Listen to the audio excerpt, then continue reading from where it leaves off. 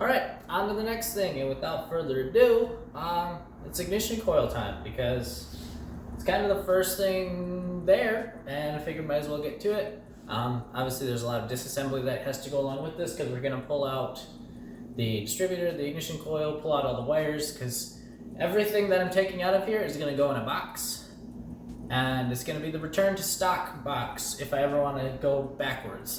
That's why I got a whole new set of ignition spark plug leads, because I don't want to cut those. I want to leave those exactly how they are. So let's get to it. And apparently my work light is dying. So let's get to that. So what I'm thinking, because I mean, why would I not, is I'm actually just going to try and reuse this factory bracket. So if you don't know, these are LS coils. I was lucky enough to get them gifted to me by my brother, who basically runs a drag racing LS program. But so he had an extra set he was willing to give me. Obviously they're not new. They have heat sinks that are delaminating, but I was told that's not an issue. So we're gonna try and get these somewhere up in here and just mount them on the valve cover, have the leads go out right to the spark plugs. So to make those fit, we gotta take a bunch of stuff off. So let's get to that.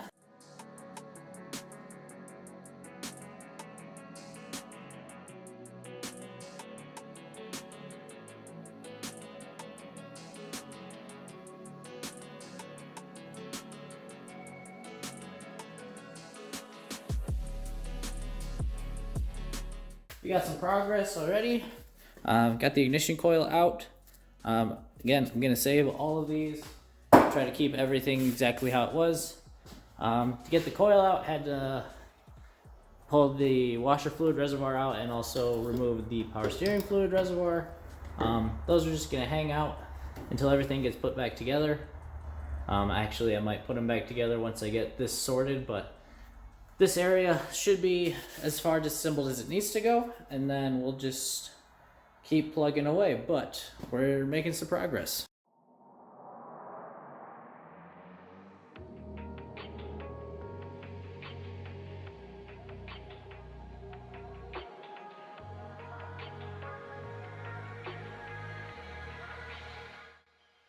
Alright, so we have the coil out. I did some more disassembly, but these are the leads to the ignition coil, and because I want to make it so that if I want to, I can put it back to what it was, I'm not going to cut these.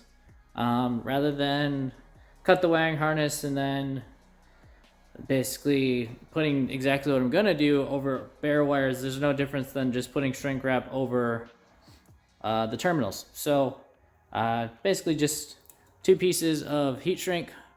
These are actually different size. One's power, it's a little bit bigger, the ground's a little bit smaller, so two different sizes. But so we're just going to heat shrink these, and then that will basically cover the factory wiring for the coil, which is essentially all of the basically the rest of the ignition system. Past that, I'm not opening up. So let's terminate these, not terminate, but heat shrink them so that they can't short out, cause problems, and then keep disassembling.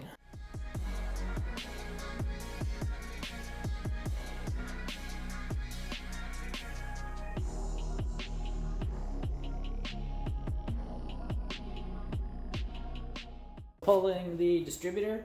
I'm not going to disconnect the leads because why would I? But before I pull it completely off, I did mark which one is cylinder 1 and which one is cylinder 2. You probably only need one, but I did both just to be extra safe. Obviously, cylinder 1, cylinder 2. If you look at the firing order of 1, 3, 4, 2, 2 and 1 are sequential firing events. It just repeats the pattern, so that makes complete sense from a ignition standpoint, but I just wanted to get that marked before I pulled it off, so that way if it ever goes back on, it's simple.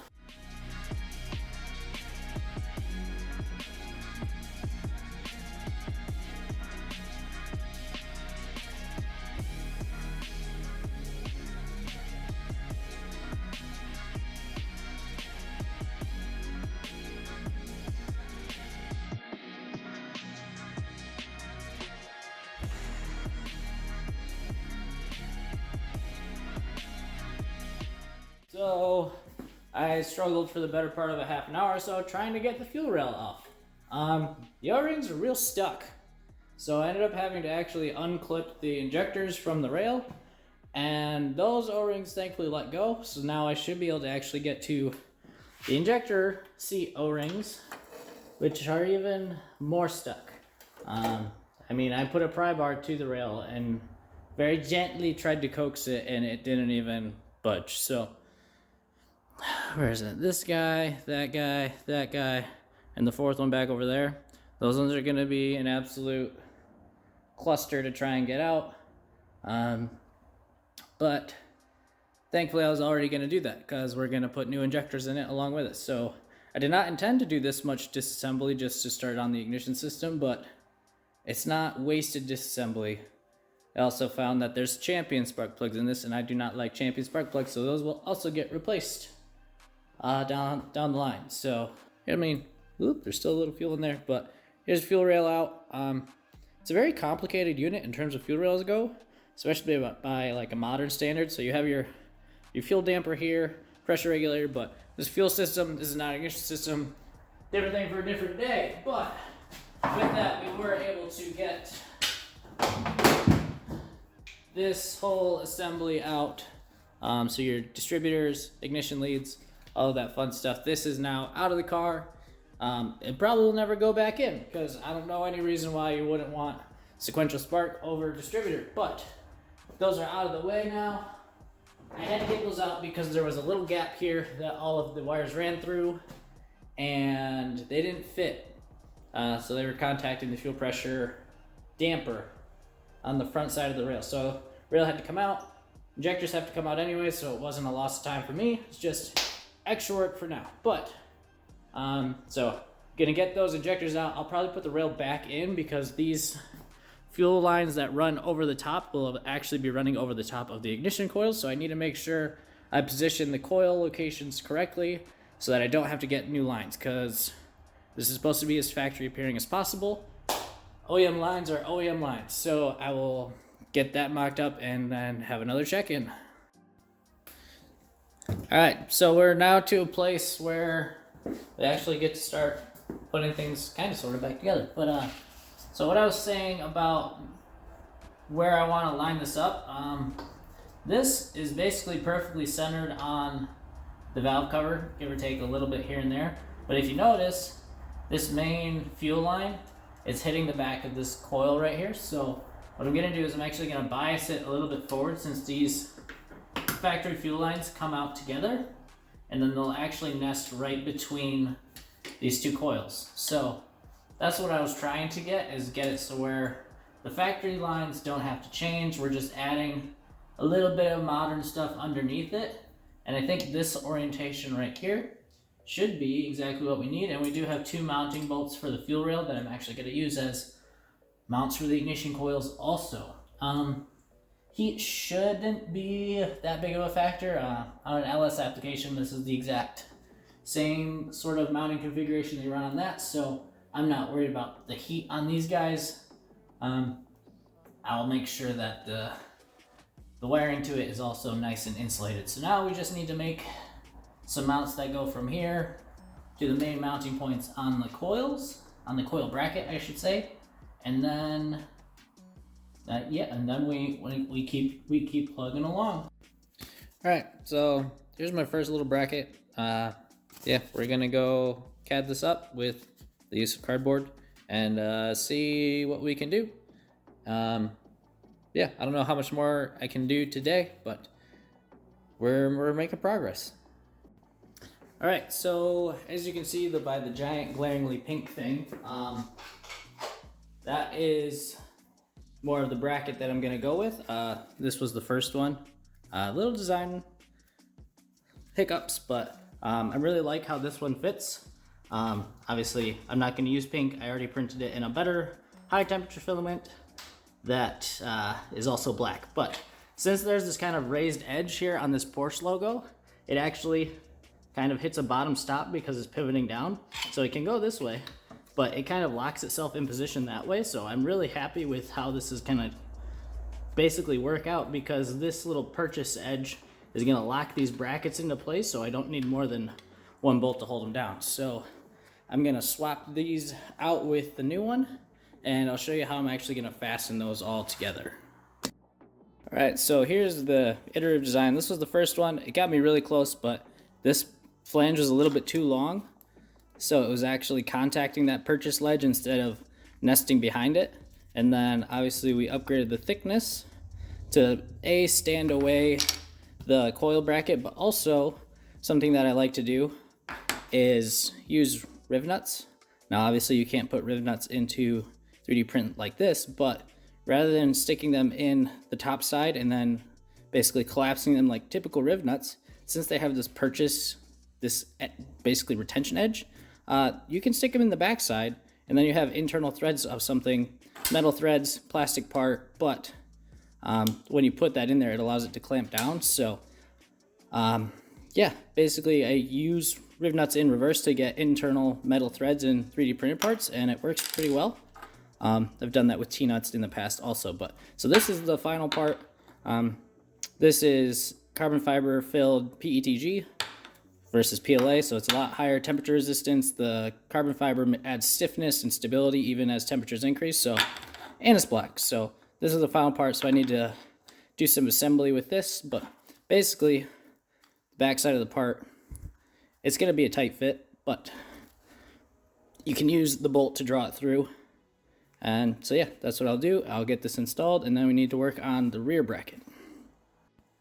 Alright, so here's that kind of process. I smacked the back of the riv nut in with a little bit of hammer to get it deep enough, but then you basically just take your bolt,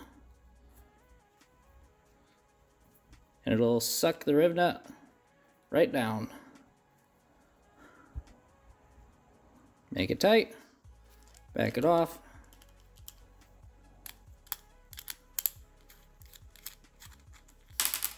And look at that. Now I have captive metal threads in a 3D printed part. So yeah, that's it. Pretty simple.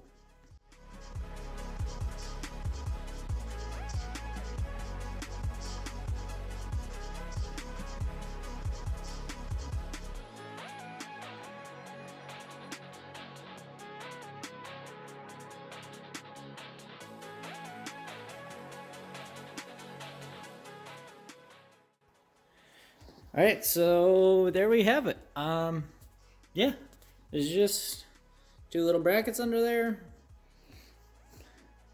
I think that looks great, actually, if I do say so myself, but super simple.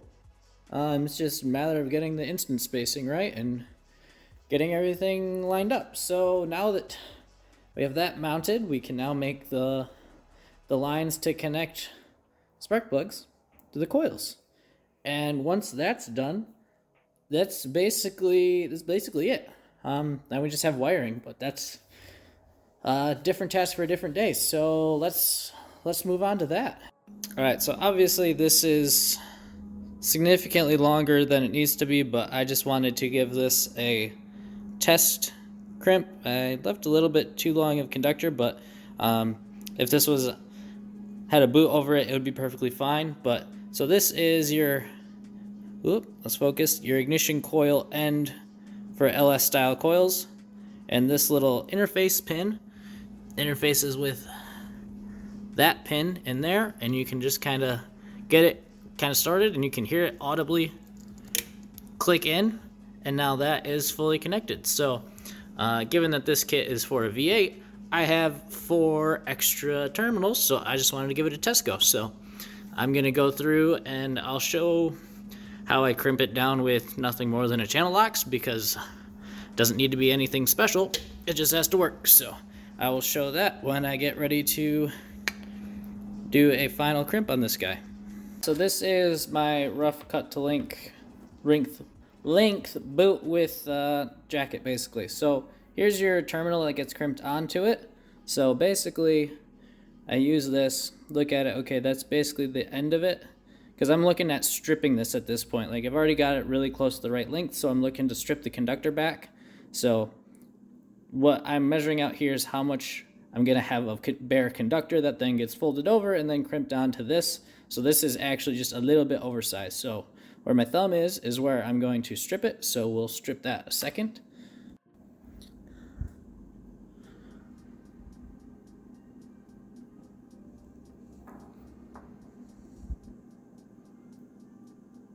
You want to be very careful not to cut through the conductor, because that would be kind of not helpful at all.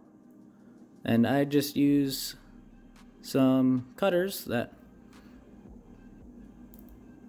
can cut through this outer shielding pretty easy and just kind of work my way around.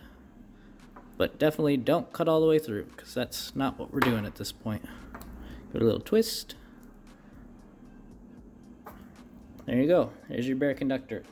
The easy way, without fancy tools. So now what we need to do now is we need to get this guy on here. So what most people do is they will just roll this over and around. So you got that. And then when this goes over and crimps down, it gets a very high contact pressure with the conductor. And if you can see, where I cut the conductor and gave it a little bit of an allowance, basically all gets covered up by the actual crimp-on terminal. So they make plenty of tools for crimping these down, but this also works if you go slow. So basically you just bring the edges together a little bit so that it can start to grab onto it, and then slowly, trying to do this while filming is not as easy, but bring the sides in on their own. And honestly, this can be done quickly or slowly.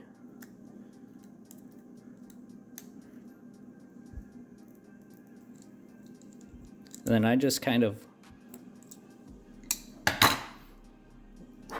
almost forgot to put the boot on, getting distracted, so.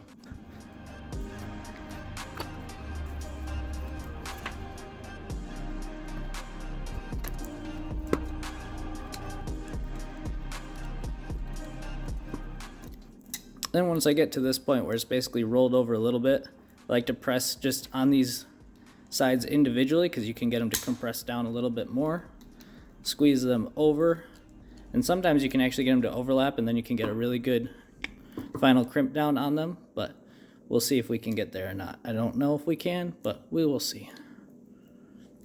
We can basically just walk it around, keep crimping it until you get to a point where you're happy. And I mean, that's not going to go anywhere. You're getting really good contact with the conductor that's wrapped around underneath. You can see it right there. So that's all you really need to do. And then this is what actually interfaces with the coil. Put the boot on it, slide that back over, and then there you go. So I'm going to make 3 more of these, and then we'll see what they look like at the end. All right, so we made the 4 plug wires, and that's how it looks. I ran the factory fuel lines back just to make sure that it clears, and it does exactly what I wanted it to do, and it actually passes right between coils 3 and 4. Yes, I could have routed these under the fuel rail, but that's where my fuel injector wiring is eventually going to go, and these can sometimes play havoc with signals because there's such a high voltage in their discharge and all that fun stuff. So I opted to run them over the rail so that my injector wiring can run under the rail, and it gives it maybe an inch or 2 of space, which is all it really should need. But I am very happy with how that turned out. Granted, if anyone knows what they're looking at, they'll know that's not supposed to be there, but I think it turned out really well, and that's a good start for this project. So I guess if you want to keep following along, like, subscribe, leave any comments or questions down below. I will put the 2 printed brackets up on the internet for anyone to use. Just as always, your mileage may vary, and I'm not responsible for anything that happens with your car. So, yeah, that's how we put LS coils with the factory coil bracket on a Porsche 944. So, stick around for the next one.